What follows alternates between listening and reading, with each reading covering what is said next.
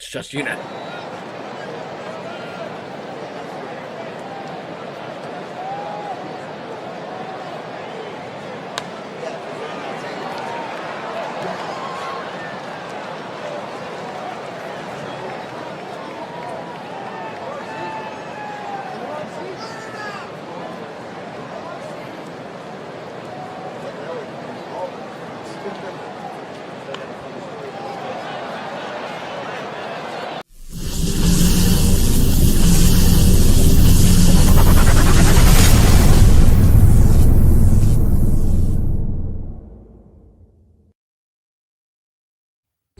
What is up, everyone, and welcome back to Across the Board, sponsored by MoneyBall Metrics.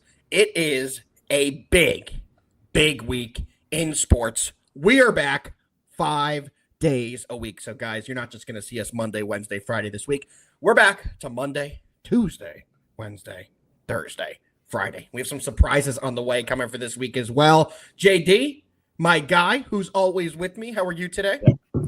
Man, I'm doing great. This past week was a good one. We will actually end all that soon. Jake, I love that comment. That's why I was laughing. That's why immediately. Time out.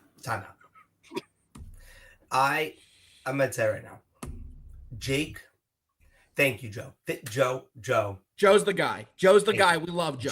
Jake's one more DM away from me just reporting him, not even to the police, but to the psychiatric ward of Pennsylvania. Not even the one that's active, the one that they use at Halloween, like as a haunted asylum, that one, because that's where he needs to go. His takes were horrible this weekend. I'm not going to air out his laundry, but just know I'm one DM away from airing it all out. Oh, I'm going to air it out when we get to the Knicks game. So more to come on that. We will have an exciting, exhilarating Knicks breakdown. Hefe, good segue to intro you to the show today. We have our guy Hefe Picks here as always. Beard/mustache combo looking fresh today. You look good. What's going on? Thank you. Doing good. Guys. Jake aside, what a week ahead. I mean, every day this week you can count on MLB baseball, NBA playoffs, and us every single day this week. And let's not forget about what type of an event we have Thursday evening. Absolutely. A ton to come this week. We're all excited about it. So, fellas, I know we have a big show today. We're breaking down 5 games. So you guys ready to dive? Well, first, JD, I'm like jumping the gun here. We didn't even do our recap. I'm so excited to start breaking games. And it's a big recap for us to do.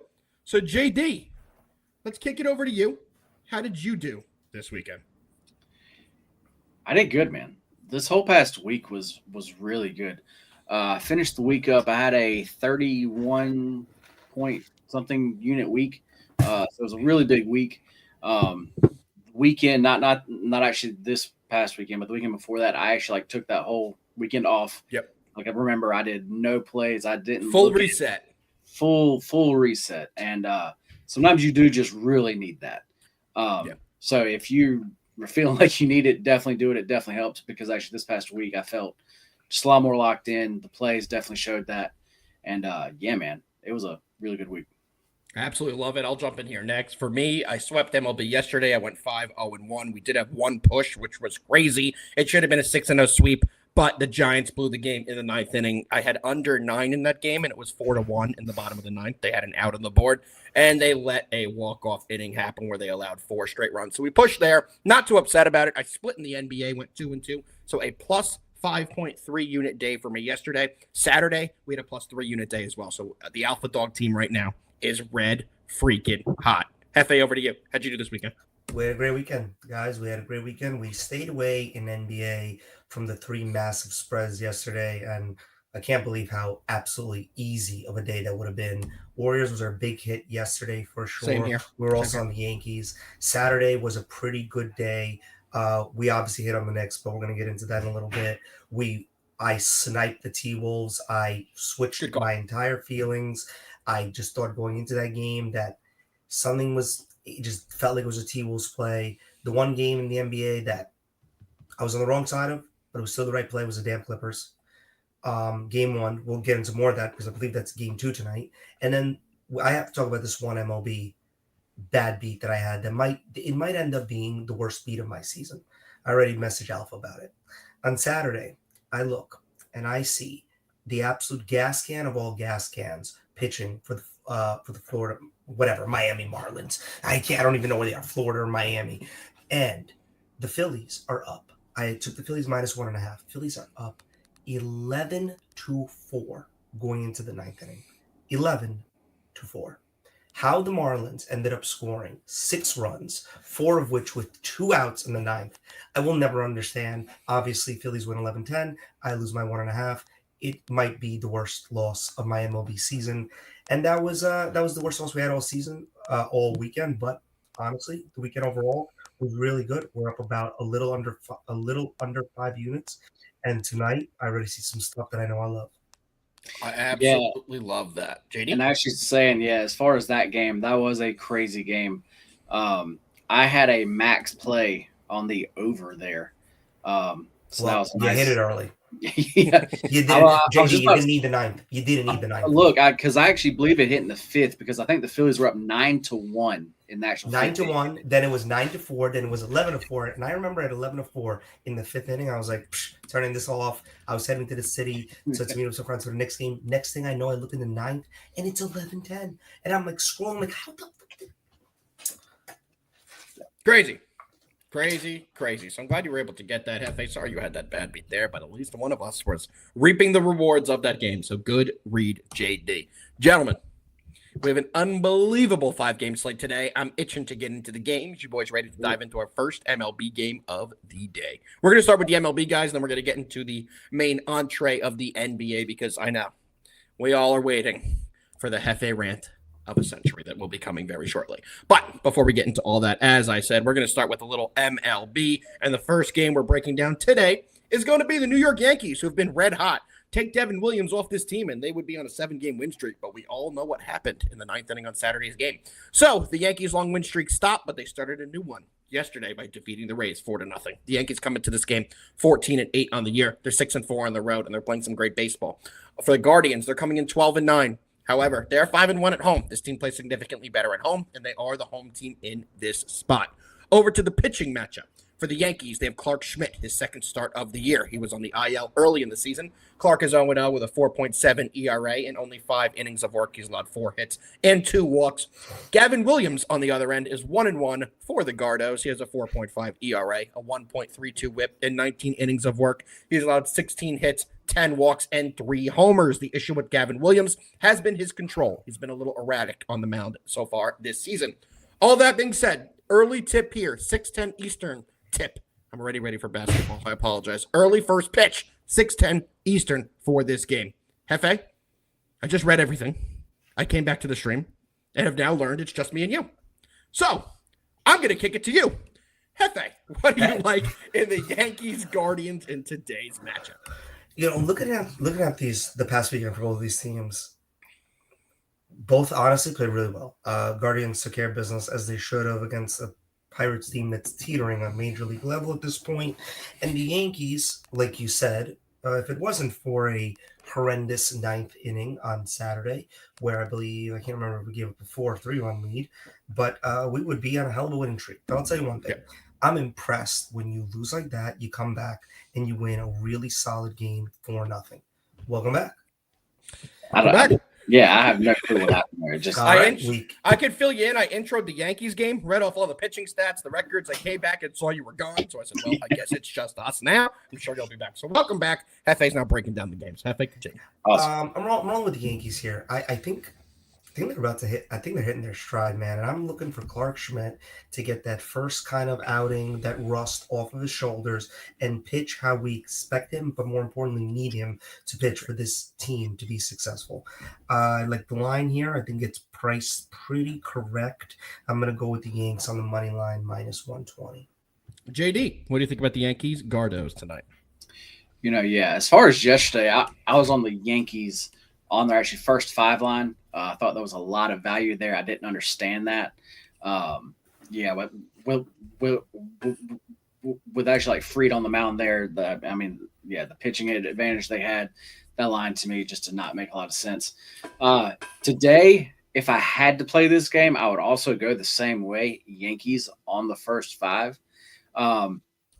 as far as actually Smith goes, not a huge Smith guy, but actually, like out of these two guys, I actually I actually do favor him more.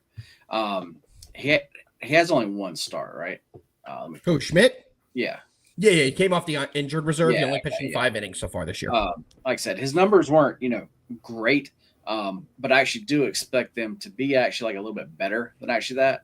He should get better as he gets into the season. Yeah, and then as far as actually, and actually then as far as actually Gavin Williams goes, I'm just he's like one of those guys like he's not a complete fade by any means, but he is a guy that I'm trying to pick my spots to actually bet against him. Very well said. Very well said. I agree to that. So if the price for me is just not there, I mean, like I think it's priced about right. But if I had to play anything, it would be the Yankees on the first 5. Well, I have some shocking news for everybody, but the Yankees are absolutely an official play for me. They are a best bet for me as well. JD, you put it perfectly. Gavin Williams isn't an auto fade, but going to be honest with you, he's close to it.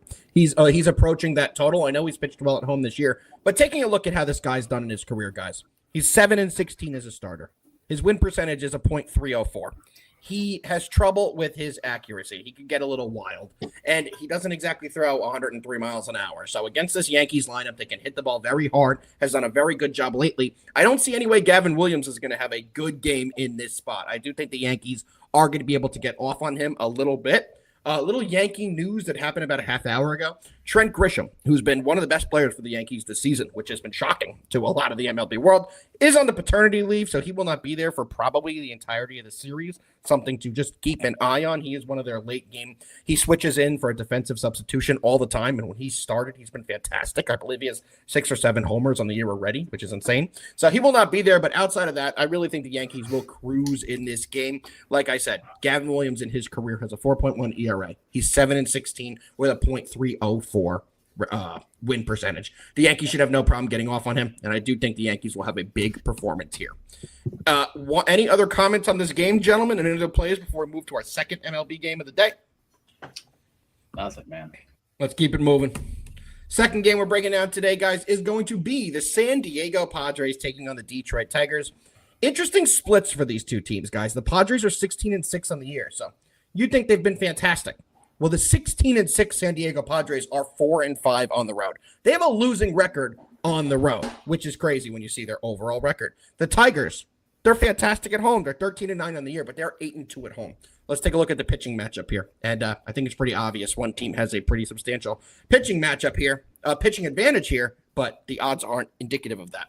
Pitching for the Padres is Randy Vasquez. He's 1-1 on the year with a 1.7 ERA. He also has a 1.35 WHIP. In 20 innings of work, he's allowed 14 hits and 14 walks. On the other side, Kiter Montero. Kiter Montero is 0-1 on the year with a 9 ERA. He has a WHIP of a 1.8. So we have had a lot of people ask us lately, what's a good WHIP? What's a bad WHIP? 1.8, that's a bad WHIP. In 5 innings of work, he's allowed 8 hits, 1 walk, and 3 homers. Hefe, we're going to kick it over to you. Tigers are a big favorite here, but I don't think they have the pitching matchup advantage in this game. What do you got? This is like you said, weird line. Look, Tigers are good at home. You just said it. They just finished a 4-game set with the Royals where they took 3 out of 4. But yesterday, I believe their best shot to take it, they had Scubo on the mound, I think. And they lost. They actually had this lead going late, and then they're going on extras, and that goes. I'm surprised. Tigers aren't doing as good as I expected. Padres are way exceeding my expectations. Tatis is going scorching. Bonkers. Just bonkers right now. Look at his numbers right now. 358 average, 8 home runs, 16 RBIs. The guy's going insane. And I don't know if it's sustainable, regardless, whatever, but he's playing incredible. He made a throw yesterday in the game. I don't know if you guys saw it. It was a diving catch, and he threw it while sliding, almost getting like the double play. The first guy got back, but still. We forget why the Padres signed Tatis like 3 years ago to like a maximum contract when he played like less than 2 years. This is why.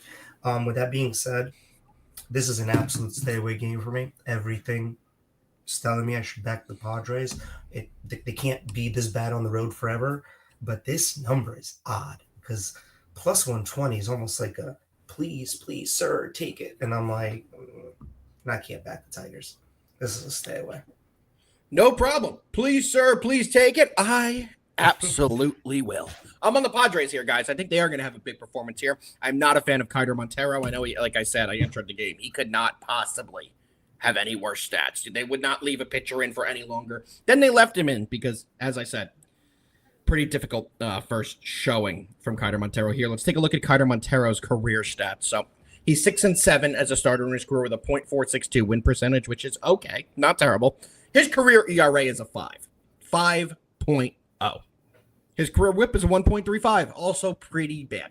I do think the Padres will be able to take advantage of Montero in this spot. You're going to give me a plus 120 with such a huge pitching advantage, in my opinion. I'm going to jump all over it, so I'm absolutely going to be on the Padres money line at plus 120 here. JD, what do you got?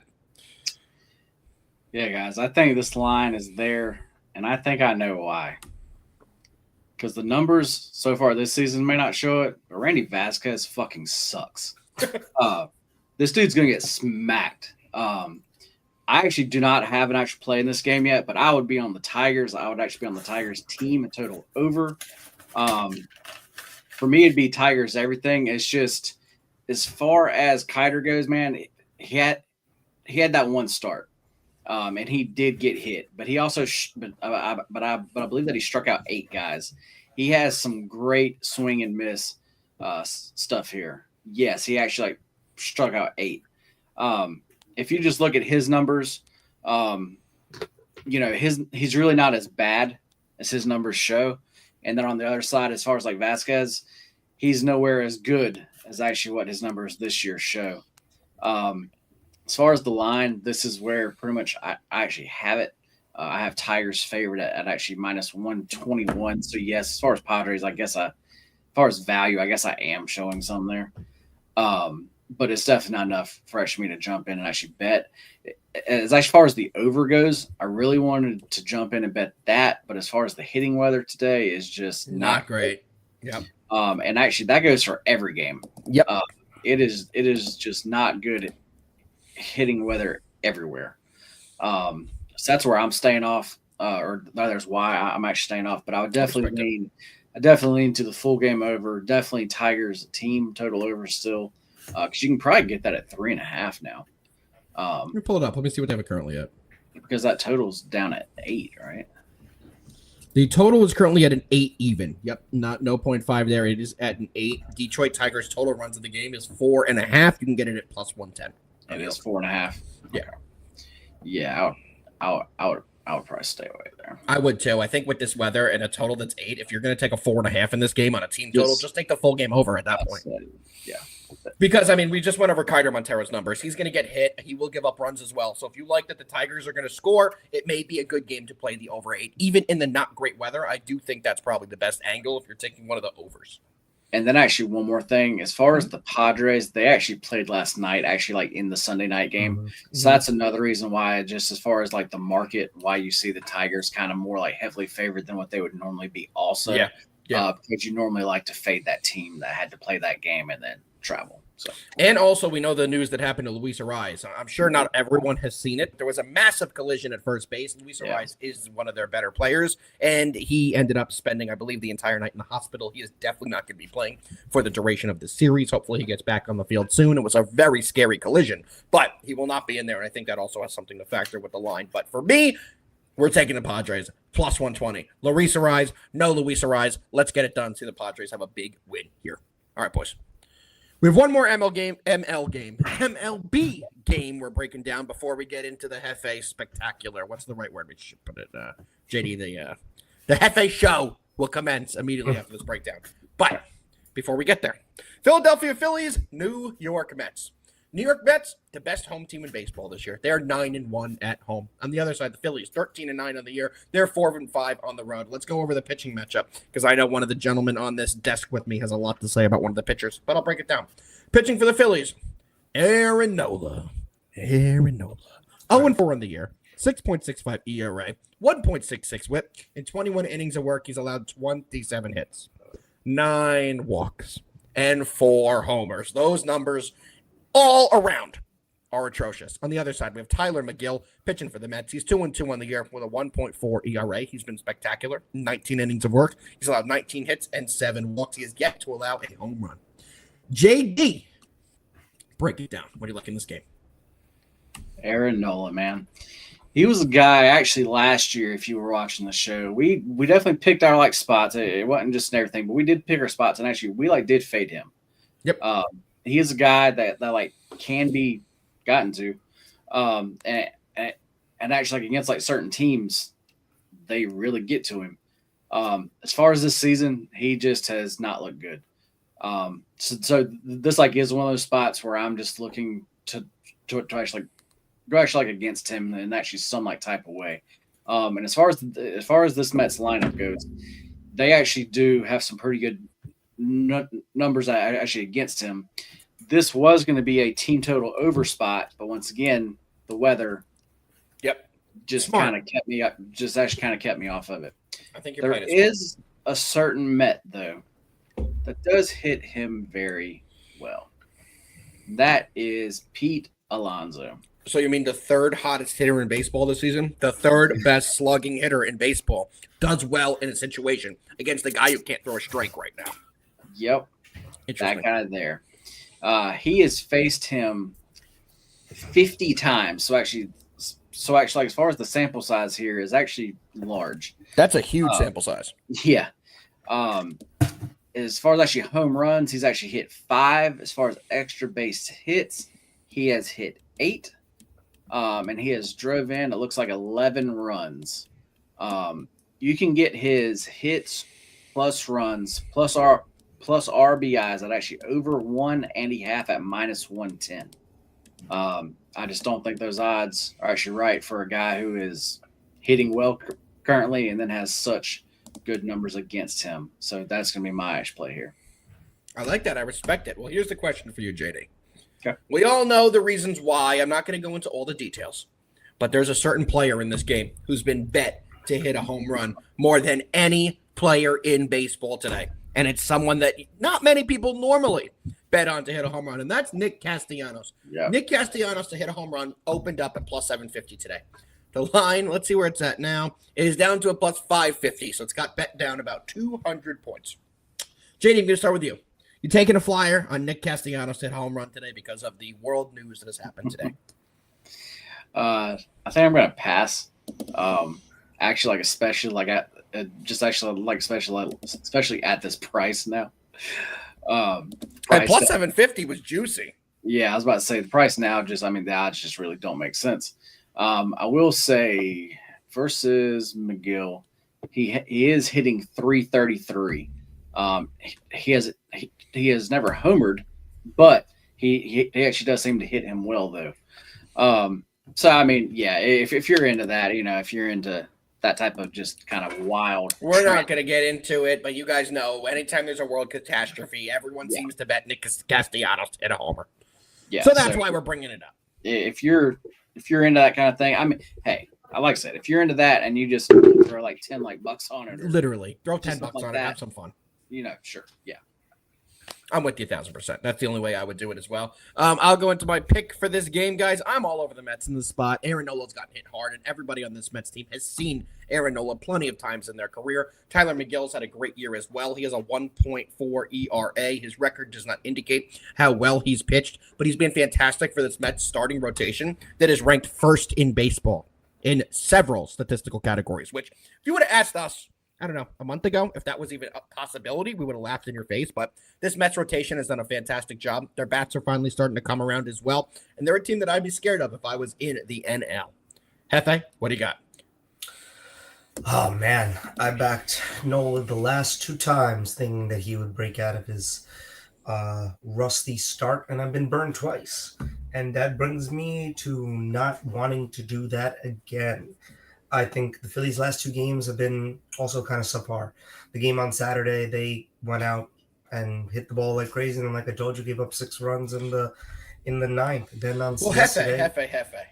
Doesn't it feel like that's the same story with this Phillies team every year? They have decent starting pitching, and then their bullpen is always statistically a bottom 3 to /bottom 5 bullpen in baseball. And late in games, they seem to always blow it. And that was what I felt like this weekend with the Phillies. Yesterday, it happened again. They lost an extras to the Marlins. They actually had losing the game yesterday to the Marlins. Now they go against the Mets.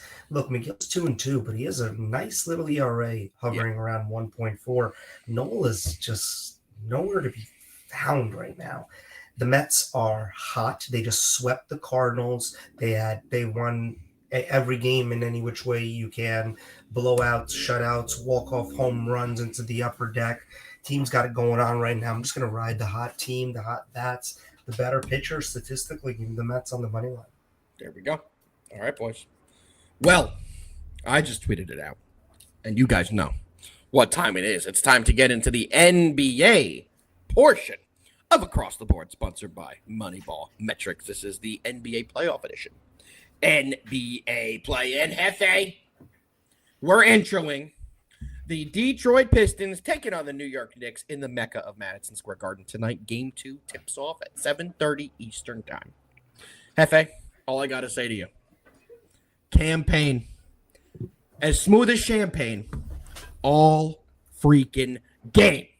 In game 1, you predicted it perfectly. We were on here saying that it's been a great story for the Pistons this year, but we do believe their story is going to come to an abrupt halt against this New York Knicks team.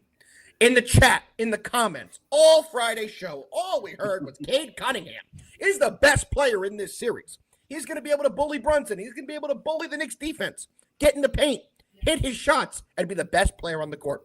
I was even told by someone in my DMs his name might rhyme with Schmake. And it was going to be a movie, and we were going to see Cade Cunningham turn into a better player than Jalen Brunson in this series. Well, breaking news, we didn't see that in game 1. Hefe, break it down. What do you think about game 1? What do you think about the projection of this series, and what do you like in tonight's game 2? Game 1 was a tale of 3 different books, in my opinion. You had the first half, which was one tale. Knicks, Pistons going back and forth. Really, it was not. Cade Cunningham was nowhere to be found in that first half. It was all Tobias Harris, who I believe set his career high in first half points with 21. Him and Tim Hardaway had unbelievable first half. And you know what? I have to give credit to the Pistons because they planned for the Knicks putting an all-out assault on Cade, which they did, and the others had to step up, which they did. That's chapter 1. Knicks, by the way, ended the half up 2 because Tobias Harris hit a ridiculous buzzer-beating 3. Why they would let him walk into that 3, I don't know. I was so angry. If you had Knicks first half, you're angry too because that was the one that broke the camel's back. Then there was a third quarter, which was a whole separate book on its own. Knicks come out flat, and the Pistons they just wanted it more in the third. No, they just wanted Don't even acknowledge it. I'm not even. They wanted more in the third. Between Beasley hitting shots, between Schroeder getting on the ground, getting all the Beasley was good. Beasley was good. Listen, I'm looking at his numbers right now. 50% shooting for 3-pointers, 6 to 12, Fantastic. 20 points, 35 minutes, played great. Even Thompson played great. Durant played great in the third quarter. Pistons up by 10. And then the fourth quarter came, and that was the final chapter. It's its own book. And the Pistons scored. The Pistons returned to what we think they're going to be. A team that just, at the end of the day, the lights might be too bright. And when you score 20, when you get outscored in the fourth quarter, when it's winning time, 40-21, that's exactly what happens. Campaign and Jalen Brunson went on a scorched earth tour as part of that 21-0 run. I don't know why more timeouts weren't called by JV Bickerstaff. I thought the same. I think you have to do a better job of understanding that, like, you have an opportunity in the Pistons to steal a game that would have changed the entire narrative. I mean, I have a question A. for you. Smith would have went ballistic. This was go. Do you think that was their chance? And there was a dog going that was absolutely ape shit. If you guys could hear that, so I do apologize. Right outside my window, it's going bonkers. I absolutely think.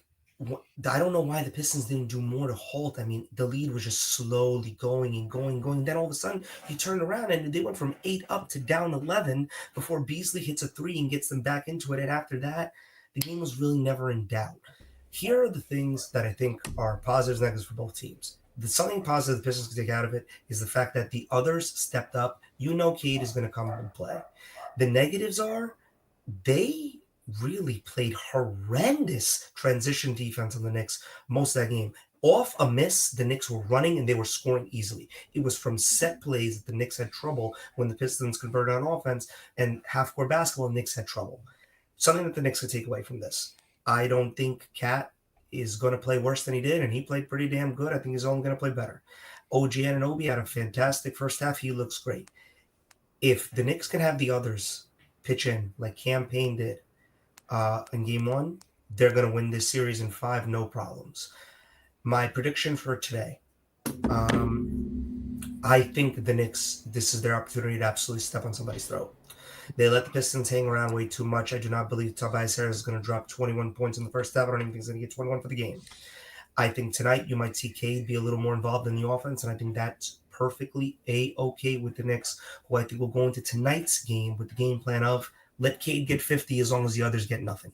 From the Knicks standpoint, you got to love what you saw from JB, because even though he started off that game shaky, that's hilarious. Book it, yeah. That book's in the fantasy section of the library. Jake, just know, if the Knicks win tonight, we're going to post a montage video of all your DMs to each me and Hefe. We're going to combine it, put it together, and we're going to play it on the show for everyone to see your beautiful takes about this series. The Knicks are going to win tonight. They're going to win because, I'm sorry, they're flat out better than the Pistons in pretty much every single thing other than toughness. And I hate to tell you, unless it's a 3-point game with under 2 minutes to go, that shit don't matter. Also, their big tough guy enforcer is hurt pretty seriously. I don't think he plays tonight. And Isaiah Stewart, he's a true game-time decision and questionable. He left the game in the fourth quarter in the first game, never returned, and they're saying he's got a pretty bad injury. I don't expect him to go again tonight. So if you're going to tell me Jalen Duren is going to be the only big man down there on Cat, that's trouble to me. That is. And when Mitchell Robinson comes in and the Knicks play the 2 big men down low like they did last game, I would be very worried if I was a Pistons fan about tonight's game. I think Shaman's going to have a better game. I think McBride's going to have a better game. And I'm looking for Bridges.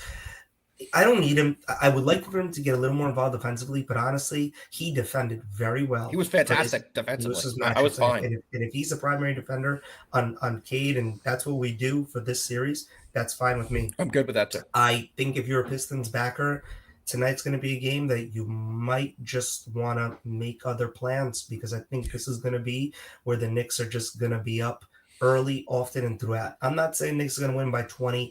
I just don't think this is going to be one of those games where the Knicks are going to have to come back from. I think they'll be ahead most of this game.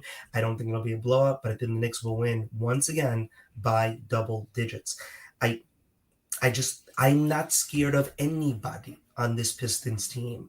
I think what Tobias Harris had was an absolute aberration, will not happen again, and the Knicks will be better prepared for him to be the guy who's going to put up those shots when they're doubling and making life hard on Cade. That's my opinion. I'm telling you right now, I'm taking the Knicks -6.5. It's my favorite play on the board. It's okay. It's okay that the Pistons that the lights are too bright. It's okay. And I just can't wait for tonight at like 9:30, 9:45 when that buzzer sounds and the Knicks win by 9 to 12 points for the Pistons in 5 noise to just go away, because it's foolish and it makes you look like an idiot. I'm going to agree. I'm not going to be betting the Knicks in this game. I'm going to enjoy this one from a fan perspective. I think it is a lot of points. I do think 6.5 to 7 points is a lot. I know I said that in the last game. Hefe was right. I was wrong. I did not play the Knicks in that game. I should have, because I did cover. However, I will say they were down 8 points in the fourth quarter. And in my head, I was like, damn, if the Knicks win by 2 or 3, I'm going to feel pretty good about that prediction here. They blew them out, so I was still happy, but I'm not going to lie. If they would have won that game by 5 or 6, I would have probably been just as happy as I was with the blowout. But in this specific spot, I could see the Knicks winning this game by 15 plus. I really could. I think that if Isaiah Stewart isn't able to go, and then you have guys like Jalen Duren, who's going to have to be the primary big man defender, who, let's be honest, they had trouble not fouling last game. The Knicks have some sorry, I totally forgot to big bring men that down up. low. Good point. Go ahead, bring it up. No. The foul trouble. It was so obvious that the Knicks' game plan was, let's just put our heads down, get to the paint, and hope to draw a foul. It worked. But it got them out of sorts, if you will. I don't really care about Duren. I don't care. He needs to be on the floor. They don't have, if Stewart can't go, if he has a bum knee and he's not able to be, what is the strength of Isaiah Stewart? He's an agitator. He's a game wrecker. Not always in a good way, but he's going to bump into guys, run into guys, have fouls. He's going to make you uncomfortable. That's what he does. He makes you uncomfortable. If they don't have him tonight. I mean, Jalen Duren, 3 of 4 from the field. Okay. All that cares about him is the defense. They need somebody to keep Mitch and Cat off the board. He's a big body, and I'll be honest with you, Mitch had an okay game, 6 points, 6 rebounds, and 18 I thought Mitch was great. Cat didn't even have that bad of a game. Cat was great. What do you mean bad? He had 4 steals. 4 steals. Defensively speaking, Cat had one of his best games. Offensively, I could see him doing better. I don't like. I'm looking at our numbers. We played we did not play our best game. And if you just forget about a 21-0 run and you just look at the fact that we won by 11, just look at the end result. I don't see a path, especially with the Pistons shooting almost 50%, 47% from three-point range, which they were hitting all their shots. They were hitting all their threes. I'm sorry. Maybe I'm naive. I'm just not worried.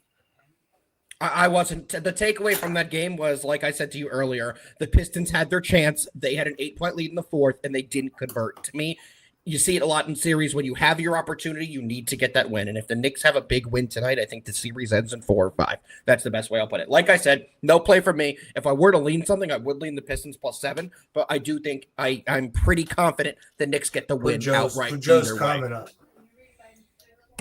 This one? And I'm gonna tell you, Joe, I think that's exactly what the Knicks want. I don't think that Tom Thibodeau was probably telling him, let Cade get 40. What does it matter? If we have to help on Beasley because he's hitting his shots and Tobias came out and scared us a little, okay. I don't believe one guy. NBA is not meant for one guy to beat you. It's not meant like that anymore. And you could look all over. There's so many examples of letting one guy go off, but when the others don't, that other team wins. Yep, I agree. I think the game plan for Cade and the Pistons are that he has to be much more heavily involved and much more efficient. And I think the game plan for the Knicks is let him try it. Let him try it. We'll see what happens. So we have to let our guy JD get in here because Hefe, if I don't, you will talk about this game for 7 hours until tip-off, which, trust me, as a Knicks fan, I love it. But we got to get JD's opinion. JD, tell us why the Pistons are going to win by 90 in your opinion. In the first game, I stayed off because I said I really thought the Knicks were going to go on one of those runs. And actually, that's what I said. I just was wrong I was wrong in the fact that I thought the game was going to start like that. I did not think it was going to be towards the end of the game. But I was expecting in actually game one for one of those runs to happen. So I am definitely glad I stayed away. But I will say in the actual third quarter, I was like, fuck, I wish I would have bet this. Yeah. But then, I'm glad I did. It ended up being a right play to not bet it. Yes. Definitely glad I stayed away. Just like kind of like the chat's been saying, Cade, I think tonight, yes. I think it's a good look as far as basically like any Cade props. Okay. I mean, that's just ridiculous, bro. If your season's going to bank on 97-year-old Tim Hardaway, who's beyond the role player, and Dennis Schroeder, who's been on every team in the league the last year and a half. Yeah. It's kind of, I'm sorry, I got to say something. It's really just – Sorry, JD. I don't get it. Why are people so crazy about the Pistons? Because they hate the Knicks. It's like they're just pulling straws. Like, man, yeah, but like, watch out for Dennis Schroeder. Like, yeah, but no one said that ever. But like, what if Tim Hardaway goes off, dude? Okay. It's like everybody's like the Knicks. Yeah, well, Campaign ain't gonna have that type of game again. Probably not. Probably not. Like, guys, Ty Jerome scored 28 points for the Cavs. 28 freaking points for the Cavs. Is anybody saying, well, you know what? I'm going to tell you something. Cavs better be worried because Ty Jerome ain't doing that again. No, nobody's saying that. What talent? I'm literally telling you, their best player, Cade Cunningham, is probably going to have a way better game today than he did in game one. Everybody else on the Pistons, I'm going to tell you this. I'm going to whisper because maybe you need to hear it. They're just role players. They're all just role players. I would agree. Back to JD. All right. So as far as the Pistons, I do have to say, I do give them a little more credit than actually y'all do. No, they're not a world beater team or anything like that. But yeah, guys, in this game, yeah, as far as that chicade props, this is one of those times where normally the star player, I normally don't like to play his overs. That's just not what I tend to do. This actually would be the game where I think I would agree to that. Yeah, this actually is a Cade over prop game. What is his over under? 27.5. Oh my god. I mean, he still scored 23, I believe, or 21, playing terribly in the first game. So I could. This is going to be one of those he puts up 25, 30 shot games. I would probably he's going to shoot a lot. I would probably go PRAs. And he got a big body for the rebounding. He had a good rebounding game. Yeah. So I would actually just actually go everything here. But look, guys, as far as the next game that we're talking about, I have a big play there, and I'm going to give that to y'all. But in this game, I cannot give y'all just everything here. But I have a big play. I have a big play. So please. Me too. Please join us. Please join us. I absolutely love that. Join us, and let's get into that final game, because if we don't get off it now, JD, you know we're not going to be able to. Something's going to come up, and we're going to get stuck. So we got to move. We're going to move to the game nobody really cares about as much, except I have a bigger bet in, so I guess maybe I do. How many Pistons jerseys do you own, honestly? I mean, who else are you going to bring up? Dennis Schroeder, Michael Beasley, Tim Hardaway. What next? Who next? Want to talk about Darko Milicic? Who next? You know, one of the things I have to say, I think for him was because during the regular season, he actually played them a whole lot. And Me actually, too. I love them. And actually, the Pistons won him a lot of cash. Me too. I think that has a little bit to do with. Listen, I love this Pistons team, and I love how young they are. I like the core that they have. But the Knicks are a good team.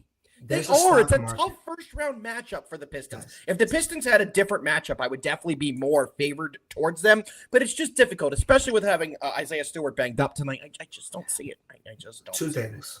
A, there's a term in the stock market. You want to get out before the bubble bursts. They did great for you in the regular season. You should not have tailed them in the playoffs. Second, the Pistons, if they would have been the team to go up against the Pacers, the NBA TV spectacular, the NBA TV spectaculars would like to call it, that would have been a great series. This is just a bad matchup for them. I really think it is. The Knicks with the two dual big men, it's impossible for this Pistons team to shut down Karl Anthony Towns and Mitchell Robinson when they're both on the court together, which the Knicks deployed in the fourth quarter. That was their change in philosophy, and it worked out very well for them. But let's keep it moving. Next game we're breaking down. LA Clippers taking on the Denver Nuggets. I'm going to toot my horn here, because I don't know if I'm going to be able to the next time, because I think we're going to be doing the exact same thing we did last time. So I won the first round. Maybe you guys win the second round. But we'll see. In this game, I had the Nuggets in the first one on the money line. And JD, I know we were talking about the show. We don't usually talk about our bets, but we were talking about what we thought of the games. I thought the Nuggets should have lost that game. I felt very, very fortunate being the winner on the winning side of that Nuggets-Clippers game. I'm not going to lie to you. I felt fortunate, but we take those. We take those every freaking time. Back to this game. Game 2. The game is back in Denver yet again. As I stated, the Nuggets won the first one 112-110. Hefe, it's definitely loud coming through my mic right now, so I'm going to let you kick this one off. What do you like in this game? Man, I'll tell you one thing. JD, I know you're on the Clippers with me in game 1. Yep. I will take that Russell Westbrook corner 3 every single time. 100 out of 100 times, I will still take the Clippers up by 1 point going into that shot. With him putting the shot up, I will take it every single time with the Clippers. It's just something you have to live with. He never hits that damn shot. And of course he hits it. He goes through whatever. I think there was a layup and then a foul, and then we go to overtime, and they honestly didn't show up in overtime. But I will take that shot any day of the week. I'm looking at the numbers from game 1. I don't know if you guys looked into it. These teams are so freaking even. It's ridiculous. I mean, the only thing that I could honestly say is that I expected more out of the Clippers, everybody other than Leonard, Kawhi, and Harden. That's what I was going to bring up. I couldn't have been more wrong. Yeah. I know I came on this show on Friday, and you guys were saying how great Harden's been. And I said, he's been great, but when it comes to the playoffs, this guy's terrible. Dude, he shut me up. He was fantastic. You guys read that beautifully. He played phenomenal. I need more out of Norm Powell immediately. Who the hell does Bogdanovich think he is? Okay, stop running fucking track, buddy. Get in the freaking game. At least he didn't Kyle Kuzma it, but it was pretty damn close. And on the Nuggets side, I mean, everybody other than Michael Porter Jr. showed up. Michael Porter Jr. stayed in the locker room. Jokic had its Jokic game, but I don't think you could stop that. Aaron Gordon had a pretty good game. But at the end of the day, you go back to our starter, JD, freaking Russell Westbrook. He just had a great game for a guy coming off the bench. 15 points, 8 rebounds. He had an amazing clutch 3. Just had all the energy going in late. Do you think he was a net positive? Take a look at his stats as a whole. He was 5 of 17 from the field. Like, he hit that big 3, but if you take that 3 out, 4 of 16. Yeah, but hold on. Alpha, you take that 3 out, the Clippers win the game. It's really that simple. If you take out his 5 of 17, though, and you put anyone else in there and they get shots off, I don't think you're going to shoot that 30%.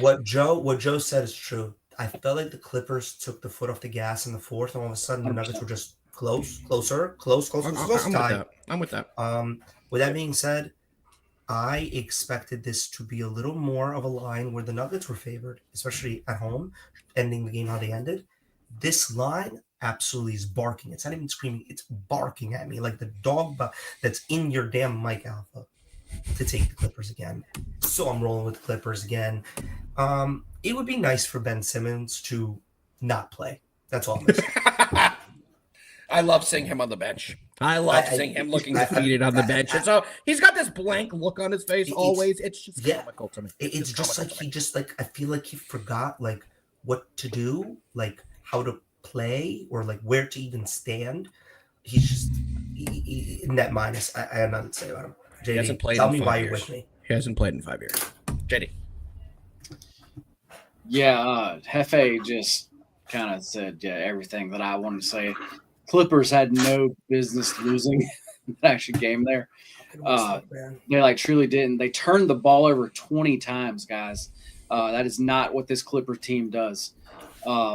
So they can, they definitely let their foot off the gas there in the fourth. It came back. JD, how many turnovers do you think Kawhi had? I don't even know. 7. And also, okay. Kawhi, that was at least when I was watching, at least a 5 or 6 minute stretch. He did nothing. He stood in the corner and did nothing. He literally had no stats through that whole 5 or 6 minute stretch. So I don't know what was going on there. But yeah, tonight's game, there's not going to be the same thing. Kawhi, I actually really think that we see a much better game actually from him, and actually they're just using him more. Yeah, guys, to me, I don't think this is an even. These two teams, I really don't think they are even. To me, the Clippers are the better team. I'm actually going right back to them, guys. This is a big play for freshman unite. Clippers -1. JD loves the Clippers -1. I respect it. Hefe loves the Clippers as well. I respect it. But you guys ever have a deja vu feeling where, you've heard something before, but then something else happened. And I just feel like I got to throw in the Nuggets on the money line yet again. I'm sorry, fellas. I got to go up against you again. What you guys do may you take this hate one. about the Clippers? I just don't get it. I don't believe in James Harden in the playoffs. I've seen it for the last 15 years. He has made me so much money in my gambling career betting against him in the playoffs. I don't believe in this Clippers team. I'm sorry. And this Nuggets team gets wins in the playoffs. Do they not? Do they not have a lot of the same core that have won many, many big games in the playoffs? That they've been there before and they've done it before. My big thing as well in this series is I think the main thing that Nikola Jokic needs to do is to get Ivica Zubac in foul trouble. This team does not have a very strong backup 5. They don't really have a backup 5 presence. And if they can get Ivica Zubac into foul trouble, I don't know any way they're stopping the Joker in this series. That's one thing I expected to happen in game 1, and it didn't. I'm hoping it happens here in game 2. In game 1, I have to admit, I thought they'd do a great job of attacking the rim and getting Zubac in foul trouble. They didn't do that. He only had 2 fouls, I believe, in the game. He was never in foul trouble in this game. Yes, exactly 2 fouls. He had 13 rebounds. He dominated the glass. He was big down low. But yet again, if they do, and if they are able to get Zubac in foul trouble, this team does not have a chance. James Harden has to continue to play like he did. He proved me wrong. He played fantastically in game one. There's no denying that. Would you guys take his points prop in this game? So we all know he scored 32 points in game one and was the key catalyst of that Clippers offense. Tonight, the bookmakers do not believe in him to have another big game. His points prop is set at 22.5 points. Do you guys think that James Harden's a good play to take over tonight? Genuine question, because I kind of think it is. Hefe, I'm going to kick to you. What do you think about potentially Harden's over on points tonight of 22.5 when he just put up 32 in game one? I understand why you'd want to take it, but I go back to what I always believe in, which is the playoffs are a game-by-game adjustment, mini-game in terms of the head coaches. I think that on the Nuggets side, and I have to tell you, I do not know the head coach's name because I think he's 4 games in somehow. But regardless, I think he is going to game plan to try to keep James Harden away from the paint because he was the one that gave him a lot of trouble. And I think the Clippers have to react to that with people like Norm Powell and Bogdanovich and even Kawhi Leonard playing better, getting more involved, especially from the three-point line, as to give Zubac more room to dominate in the paint, man. He was electric in game one. 10 of 15 from the field, 21 points and 13 I'm pretty sure he scored the first 8 points for them. I'm pretty sure. I started watching that game right when it started. But anyway, I think the Nuggets, once again, there's like, two ways to look at it. The Nuggets look at it as like, you know what? James Harden scored 30 plus. He had a great game. We still won. Same game plan. Or you could try to take him away and go at it that way. But I think for the Nuggets, if Jamal Murray plays that well, Joe, brother, I love you. This is a absolutely wild take that Drew Eubanks can even play on the same court as Nikola Jokic. Drew Eubanks. Anyway, I think like this, the adjustment battle is tough. Like, I'd rather be on like the side of like a Cade Cunningham over, where the star player had a bad game, where no matter what, he needs to put up 40 shots. He's putting up those shots. When the star player has a good game, you allow the defense to adjust that next game. Even if they won, I stay a little bit more away from that, if you get what I'm trying to say. I respect that. JD, what do you think about the Harden points prop tonight? I think I just clicked a button and my entire screen went away. Okay, well, you answer that. Do you want to address this? Okay. I'm back. Okay. Here's actually what I think about the Harden prop. You need to not worry about the Harden prop. Put it all on Clippers -1. Done. Yeah, you know what, JD? You know what? That's a good answer. I like the confidence. Answer. But I will say, Joe, you're talking about two guys that didn't play in game one. You're saying the solution are two guys that did not play due to coach's decision. If you have to rely on a guy who's not even going to get in the game, come on, Joe.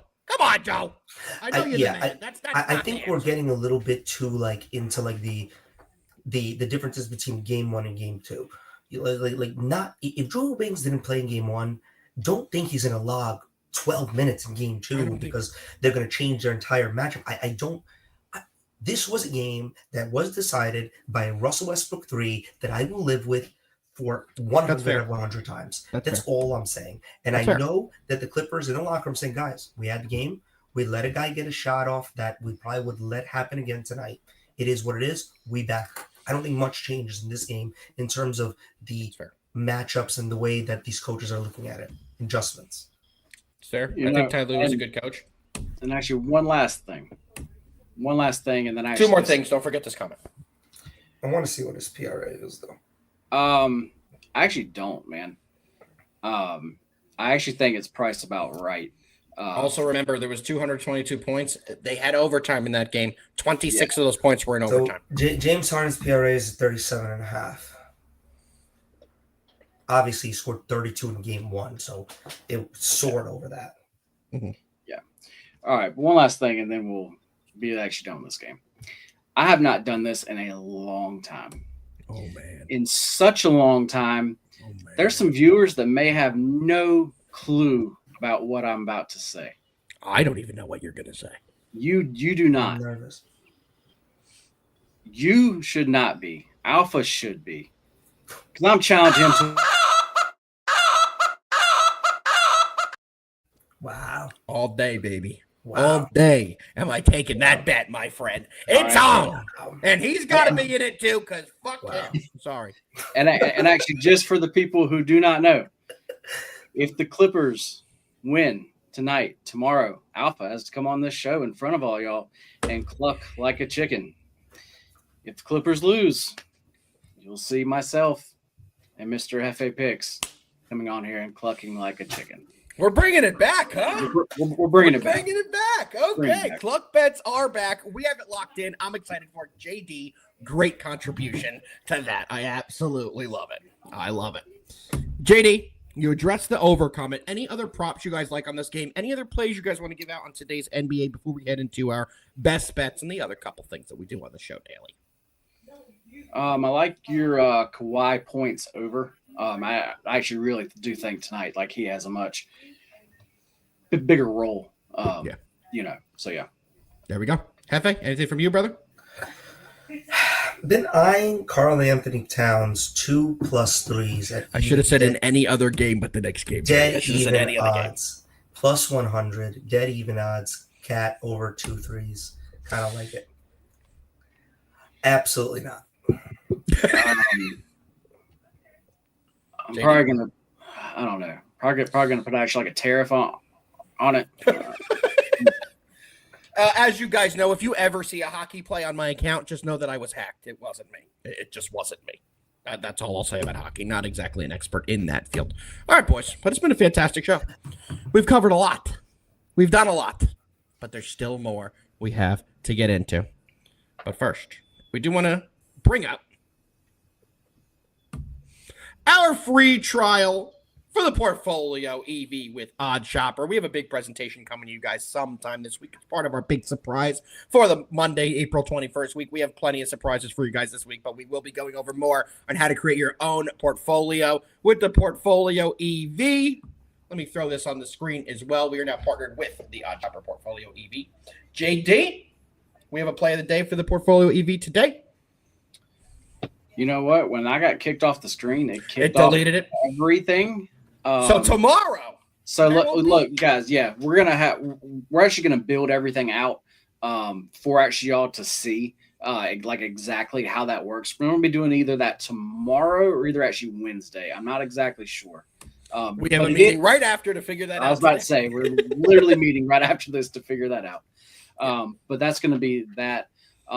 And also saying that we do have to remind y'all, we are back, guys. 5 days per week, Monday through Friday. We are back.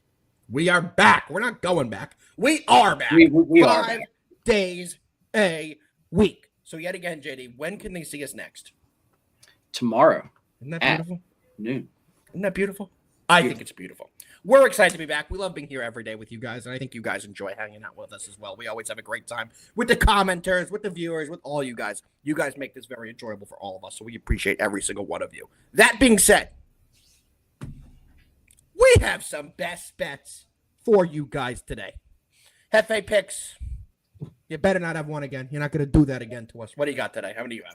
I got 2 guys. Both of them are from the NBA. Knicks -6.5. Clippers money line. We spoke ad nauseum about both. Let's go 2-0, baby. JD?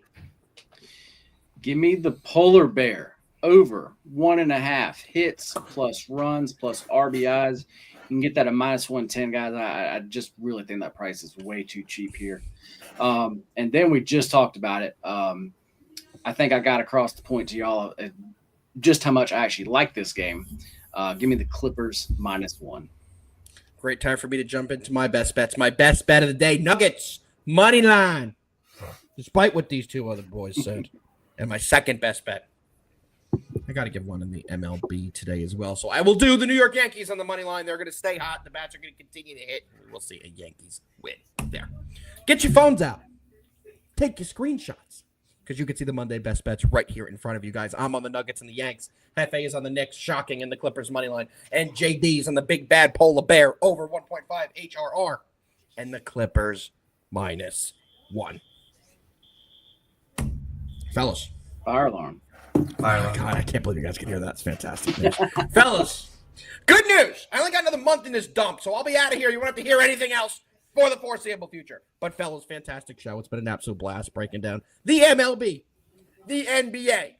We're all sweeping everything except for the Clippers, so I'm going to sweep the Nuggets. Y'all will only have one loss and have a big day, so it's going to be a big night for everybody. Hefe, any parting words for the people before we get the hell out of here today? I am Damn fire alarm. so excited for the Pistons and 5 noise to go away. I welcome a great game from Cade Cunningham, and I welcome a 10-point win for the New York Knicks to go up 2-0 on the Detroit Pistons.